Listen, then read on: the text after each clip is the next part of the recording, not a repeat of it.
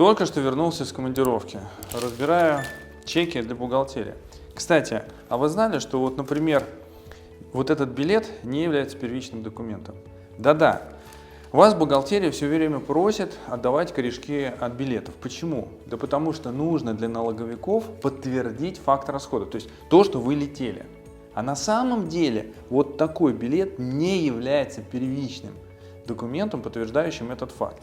К нему обязательно должен быть чек, в котором написано, что вы действительно летите, где он куплен и сумма полная. Без этого чека вот это на самом деле Филькина грамота.